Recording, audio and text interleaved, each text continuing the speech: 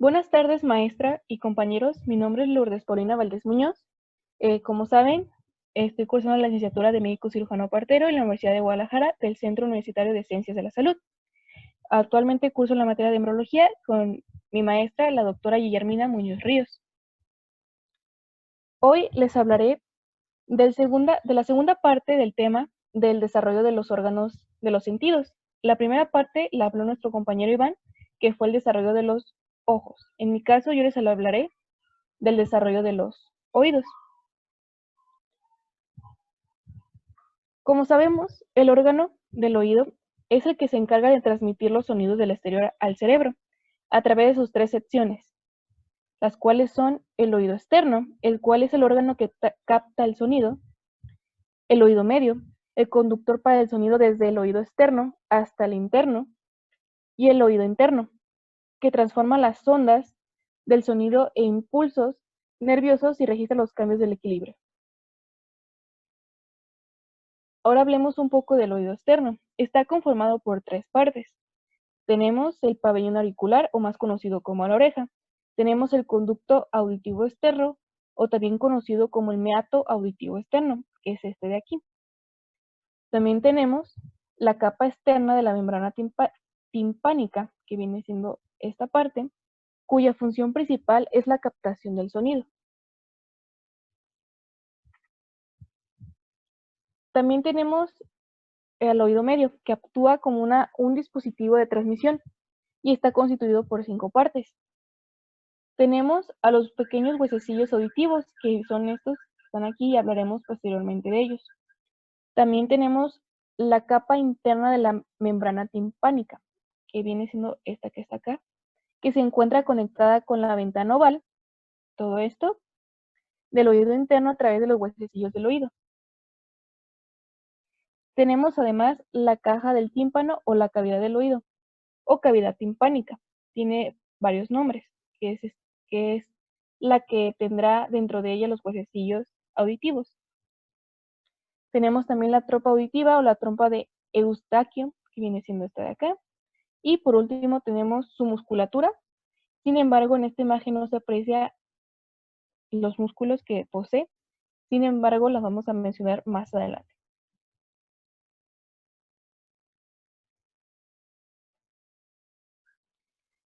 El oído interno está conformado por el órgano vestíbulo-coclear, que está implicado en la audición y el equilibrio, que es este que está aquí. Y si le hacemos un poco más de zoom, podemos ver que tiene bastantes componentes que desarrollaremos más adelante.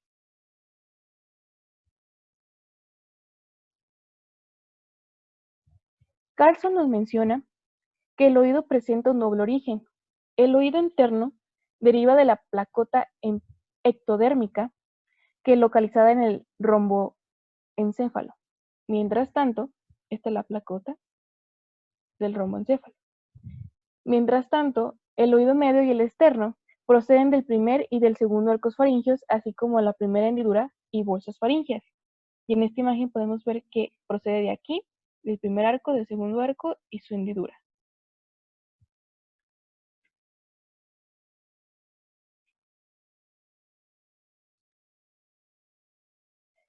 Empezaremos a hablar de lo más profundo a lo más externo, por eso hablaremos primero del oído interno, el cual es el primero de las tres partes en desarrollarse. Todo comienza en la cuarta semana. Gracias a las señales inductivas como FGF3 y FGF10, procedentes del mesodermo paraxial y la notocorda, en donde aparecerá la placoda óptica, que es esta, que está aquí. Es un engrosamiento del ectodermo de superficie en un capo preplacoda de neuronas precursoras a cada lado del mielencéfalo, que se encuentra en forma caudal del encéfalo. Después se formará la fosita óptica, la cual la podemos observar aquí, que es el resultado de cada placoda óptica que se llega a invaginar y se hunda profundamente en el ectodermo de superficie hasta el mesénquima subyacente, que viene siendo este, formando unos bordes. Estos bordes Después nos formará lo que sería la vesícula óptica. A finales de la cuarta semana, bajo la influencia de otra señal inductiva como la FGF3, secretado por el romboencéfalo adyacente, se formará, como ya les mencioné, la vesícula óptica, que es el primordio del laberinto membranoso. Esta es la vesícula óptica. Se formará gracias a los restos de los bordes de la fosita óptica, que ya les mencioné y señalé anteriormente, que se aproximan entre sí y se fusionarán. Por lo tanto, esta vesícula perderá su conexión con el ectodermo de superficie. Es el ectodermo de superficie y pues vemos que ha perdido la conexión y lo que lo rodea es mesenquio.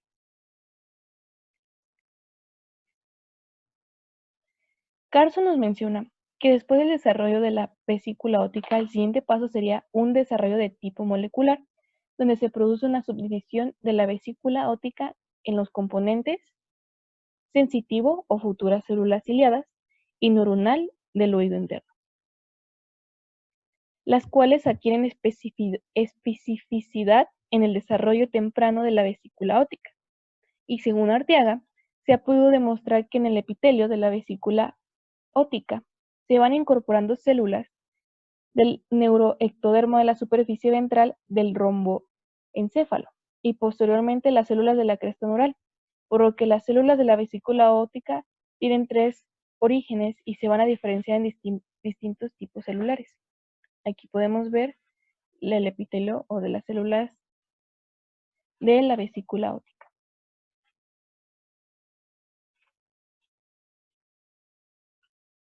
Pronto la vesícula comenzará a alargarse, y en la vesícula podemos observar dos regiones, la parte utricular dorsal y la parte sacular ventral.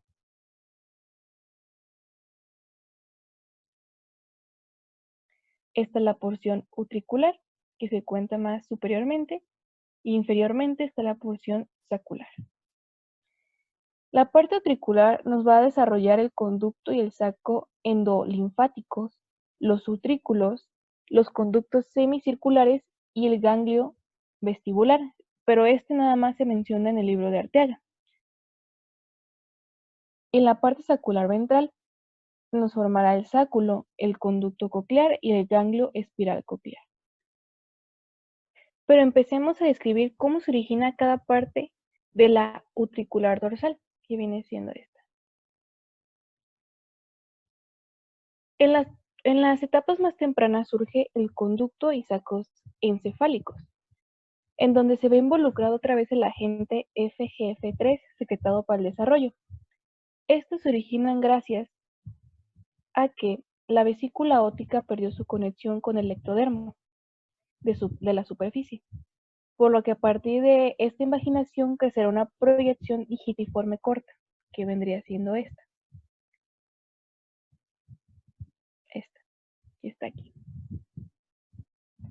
En el libro de Arteaga se le da otro nombre, el cual se le llama apéndice endolinfático. A partir de este divertículo aumenta de longitud y es a partir de aquí cuando se forma el conducto y saco encefálicos. Aquí tenemos el conducto y aquí vemos cómo este se va prolongando y va creciendo hasta formarnos lo que sería el conducto y el saco endolinfáticos. El saco encefálico es un reversorio de la endolinfa y se llega a comunicar con el utrículo, o sea, esta parte, y el sáculo a través del conducto. Bueno, ahora vamos a continuar con los conductos semicirculares. Estos se formarán alrededor de la quinta semana. Primero se encuentran 3 divertículos con forma de disco, las cuales aquí no se aprecian bien, pero si nos vamos a otra imagen, vemos que aquí estaría uno, otro estaría del otro lado, y si ponemos esta imagen sacada del muro, aquí se puede observar 1, 2 y faltaría otro. Pero bueno, estos 3 divertículos en forma de disco crecerán hacia el exterior de la parte utricular del laberinto membranoso primitivo, cuyo centro de sus partes centrales se fusionarán y absorben, y se crea un área de reabsorción, que viene siendo esta. Gracias a la muerte celular programada en el área central de fusión epitelial o la migración de las células epiteliales fuera del área que transforman en los canales a dichas estructuras con rebordes. Estos se forman en canales. Sus partes periféricas que no fueron fusionadas, aquí podemos observar, estas partes periféricas que no fueron fusionadas se convertirán en los conductos semicirculares. Y aquí vemos una imagen donde ya está desarrollado el laberinto membranoso con sus conductos semicirculares completos. Y como les mencioné, eran 3, aquí hay uno, acá hay otro, y ese es el tercero. Además, en cada uno de los extremos de estos conductos se formarán unas dilataciones que se denominarán ampollas. Esa es una ampolla, esa es otra ampolla. En ellas se encontrará una cresta ampulares que son áreas receptoras especializadas. En estas áreas receptoras especializadas de la ampolla se encuentran las células vellosas y las de soporte. Esta misma célula también se llega a encontrar en las máculas del utrículo y del sáculo, y del órgano espiral del conducto coclear.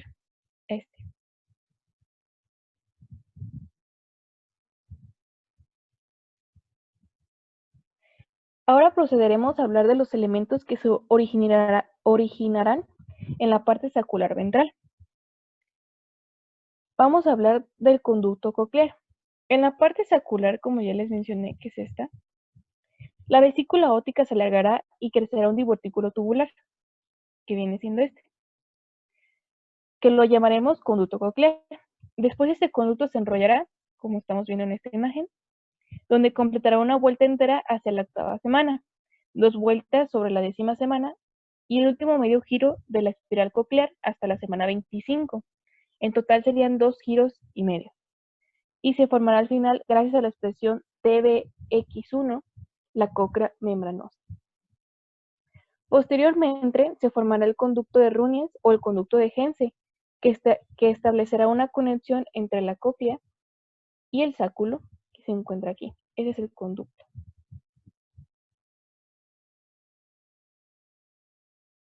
Ahora hablemos del ganglio espiral.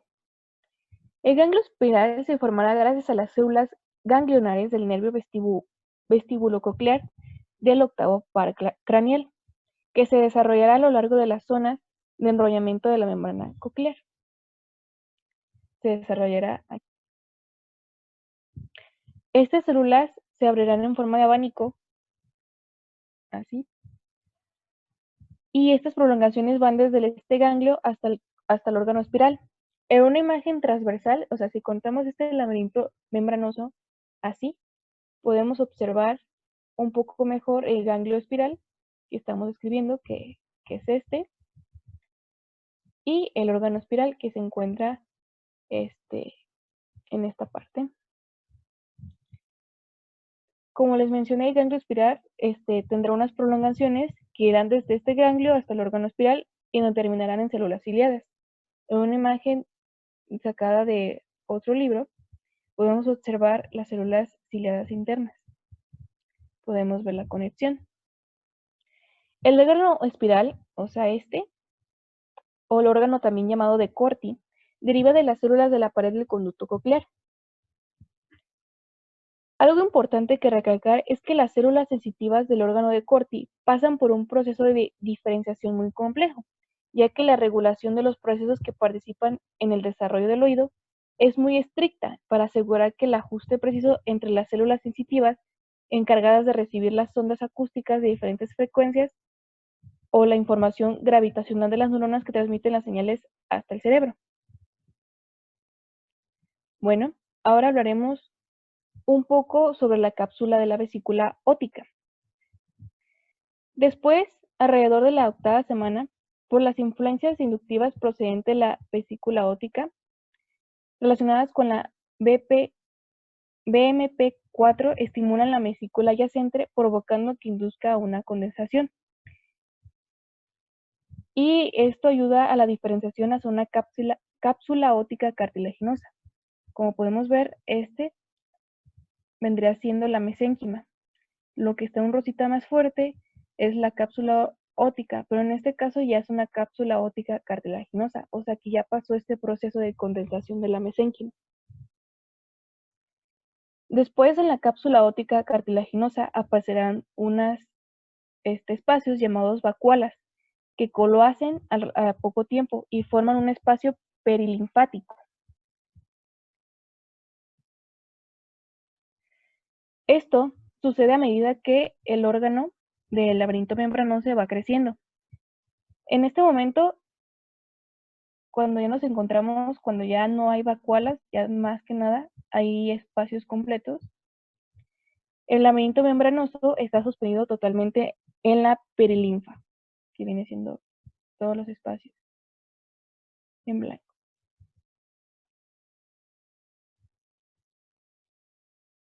El espacio perilinfático está relacionado con el conducto coclear y presentará dos divisiones, la rampa timpática y la rampa vestibular.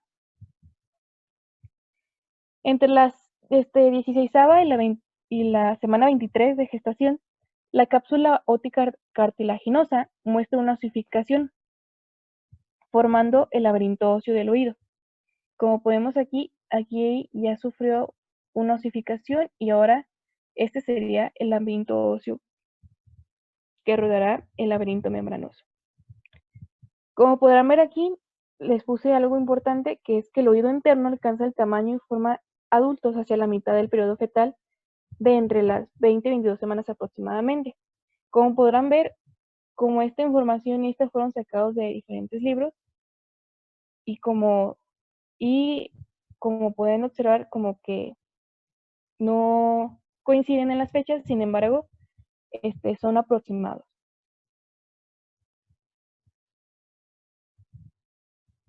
Y bueno, un dato globito.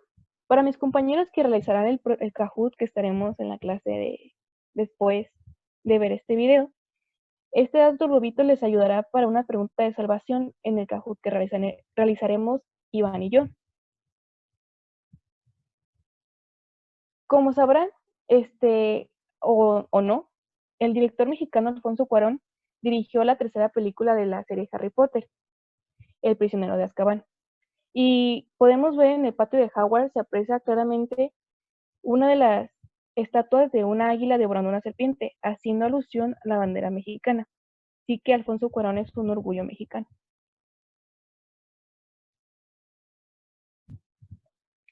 Ahora hablaremos del oído medio. Primero empezaremos con el desarrollo del receso tubotimpánico, que se forma en la cuarta semana a partir de la primera bolsa faríngea, en donde su parte proximal del receso del tubo timpático formará el tubo faringotimpático, que es el receso proximal, y este es el tubo faringotimpático, que se encuentra aquí. Su parte distal, y este tubo faringotimpático ayudará a comunicar la caja timpática con la nasofaringe. Ahora sí, su parte distal del receso se expanderá y se convertirá en la cavidad timpática. Esta es la porción distal que se hizo más grande, se expandió y por lo tanto ya será la cavidad timpática. En ella se envolverán los huesecillos auditivos, como vemos aquí en la imagen, junto con los tendones, y asegura que tanto la cavidad del oído medio como la trompa auditiva estén revestidas por un epitelio de origen endodérmico. Que viene siendo. Después hablaremos de la membrana timpánica. La formación de la membrana timpánica se da al final del segundo mes de gestación. El extremo ciego del surco timpánico se acerca, es el extremo ciego, se va a acercar a la porción más interna de la primera hendidura faríngea, que es esta.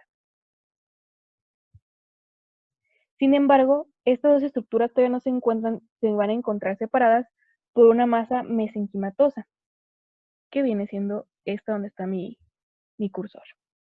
Más tarde, el epitelio da origen endodérmico del surco tubotimpánico, se acercará al ectodermo que reviste la primera hendidura faríngea. Como podemos observar, el surco del tubo timpánico se va a acercar al ectodermo que reviste la hendidura faríngea, pero siempre van a estar separados por una fina capa una capa mesodérmica que se ve aquí. Ahora hablaremos de los huesecillos auditivos.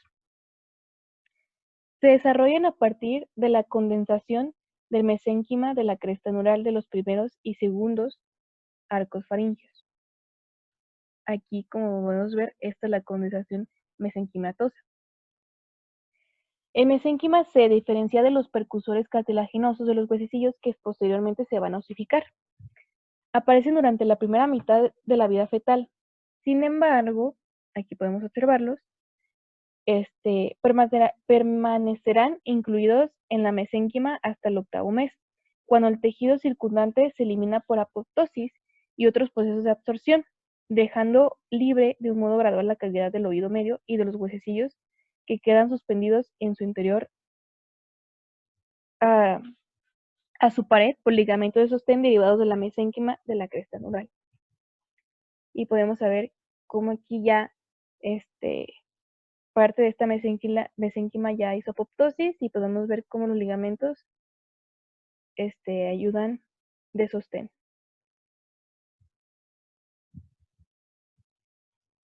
También nos mencionan algo importante, que incluso en el momento de nacimiento, la permanencia de restos de tejido conjuntivo en el oído medio puede impedir que tenga un libre movimiento de los huesecillos auditivos. Y se dice que este libre movimiento se adquiere a los 2 meses de vida posterior al parto. En esta diapositiva les quise hacer un esquema explicando de dónde provienen cada huesecillo. Por ejemplo, el martillo del yunque proviene del cartílago del primer arco faríngeo, mientras que el estribillo del segundo arco faríngeo. Además, el estribillo, la cruz, la base de la platina y la cabeza del estribillo parecen derivar de la cresta neural. Mientras tanto, el borde externo de la platina procede de las células mesodérmicas. Aquí está. Todas esas estructuras presentan un revestimiento epitelial, más o menos completo, procedentes de las células de la cresta neural.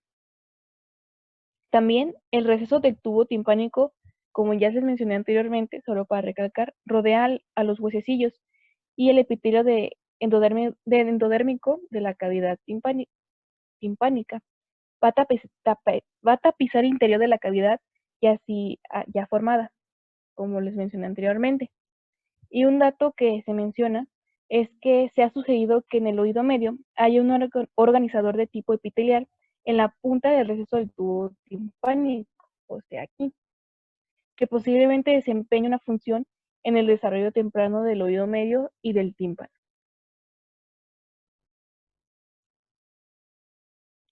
Bueno, ahora hablemos un poco de la cavidad timpánica.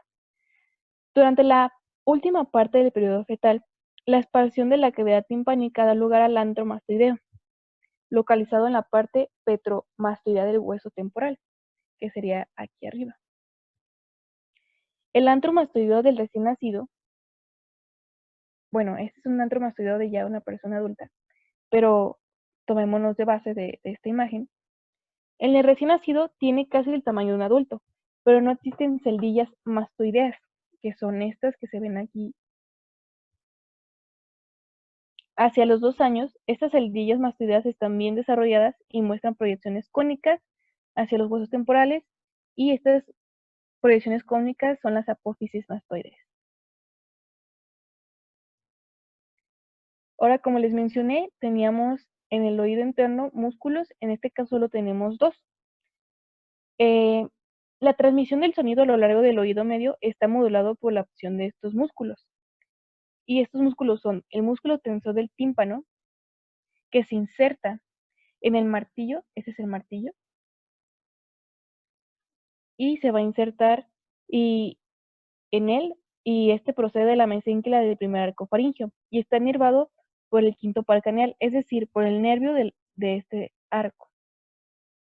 También tenemos al músculo estapedio, que está insertado en el estribillo. Este es el estribillo. que este procede del segundo arco faríngeo y está nervado por el nervio facial del séptimo paracraneal, que es el nervio de este arco.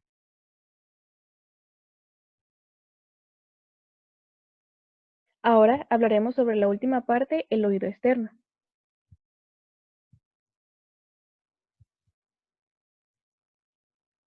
El conducto auditivo externo va desde el oído externo hasta la membrana timpánica. Aquí podemos ver el oído externo y la membrana timpánica. Y estos derivan del tejido mesenquimatoso del primer y segundo arcos faringios. Estos son del primer y segundo arcos faringios que flanquean la primera hendidura faríngea, que viene siendo esta. Durante el segundo mes, a cada lado de la primera hendidura faríngea, comienzan a desarrollarse tres masas nodulares de la mesénquima, los tubérculos auriculares. De aquí se empiezan a desarrollar. Estos se agrandan de manera simétrica hasta coloacer y en una estructura reconocible como el oído externo. El meato auditivo externo toma su forma al final del segundo mes, a partir de una invaginación de la primera hendidura faríngea, que viene siendo esta, a partir de una invaginación. A principios del tercer mes, el epitelio ectodérmico del meato en desarrollo comienza a proliferar formando una masa de células sólidas epiteliales llamadas tapón meatal, que viene siendo este que está aquí. Este forma una placa epitelial sólida, como ya les mencioné, que se forma gracias a las células ectodérmicas de la parte profunda del tubo que proliferan, o sea, de esta parte. Al final del periodo fetal, las células centrales de este tapón se degeneran y forman la cavidad que se convierte en la parte interna del conducto auditivo externo, o sea, esta parte. Les voy a dejar aquí donde se encuentra mi cursor. El conducto auditivo externo es relativamente corto y en el momento del nacimiento y alcanzar la longitud del adulto es aproximadamente hasta el 9º año de vida. Ahora hablemos del tímpano. El tímpano es el primorio de la membrana faríngea. Y aquí podemos ver una imagen de la membrana faríngea, que viene siendo esta. En el embrión, la membrana faríngea se separa la primera hendidura faríngea de la primera bolsa faríngea, y a medida que tiene lugar el desarrollo, el mesénquima crece entre las dos partes de la membrana faríngea. O sea, el mesénquima que se encontraba aquí crece. Y se diferencia hacia la formación de fibras de colágeno del tímpano. O sea, en estas empiezan a aparecer fibras de colágeno para que se forme el tímpano. La mayor parte del tímpano se llega a insertar con firmeza en el mango del martillo. Como podemos ver aquí, ese es el tímpano y se llega a insertar en el mango del martillo. Mientras tanto, la porción restante forma la división del conducto auditivo externo y la caja timpánica. Viene siendo esta. La caja timpánica y el conducto externo. Ahora hablaremos del pabellón auricular. El pabellón auricular, o más conocido como la oreja, son procedentes de las proliferaciones del mesénquima de los arcos faringios, primero y segundo, que rodean en la primera hendidura braquial, como ya les mencioné en la imagen pasada. Sin embargo, a medida que este crece, disminuye, o sea, hasta la hendidura braquial, y la contribución del primer arco. El lóbulo de la oreja es la última parte del pabellón articular en desarrollarse. La oreja como tal, a desarrollarse en la base del cuello, a medida que se desarrolla la mandíbula, las orejas adoptan su posición normal en la parte lateral de la cabeza a nivel de los ojos. Y ya para terminar, vamos a hablar un poco de la inervación. Las partes del pabellón auricular que proceden del primer arco faríngeo son inervados por el nervio trigémino del quinto paracraneal. Mientras tanto, las partes que derivan del segundo arco faríngeo están inervadas por las ramas cutáneas del plexo cervical, como el nervio auricular mayor y los nervios occipital menor. El nervio del segundo ecofaringio, el nervio facial, presenta pocas ramas cutáneas, pero algunas de sus fibras contribuyen a la inervación sensitiva de la piel de la región mastoidea, o sea, en esta parte. En el conducto auditivo externo, en donde está mi cursor, y posiblemente en las alas más pequeñas de ambos lados del pabellón auricular, o sea, esta. Y aquí les pongo el conducto auditivo externo, el pabellón auricular. Y por último, este es el segundo dato globito. El segundo dato globito que les va a ayudar para el Kahoot y tal vez ganarse un primer lugar es sobre igualmente Harry Potter, en donde mencionamos que Fred y George Weasley, el 1 de abril, recordemos que en Estados Unidos es el Día de los Inocentes, donde todos acostumbran a hacer bromas entre ellos. Por esta razón, la editora de estos libros decidió que para el cumpleaños de los hermanos de Ron fuese este día, porque describía muy bien su personalidad o coincidía con esto. Y ya para terminar, las bibliografías. Entonces, por mi parte es todo. Espero que les haya gustado y si que hay alguna duda, pueden escribir en los comentarios. Igualmente, dejaré otro video en la descripción para que vayan a verlo y este video está relacionado sobre les voy a hacer un spoiler,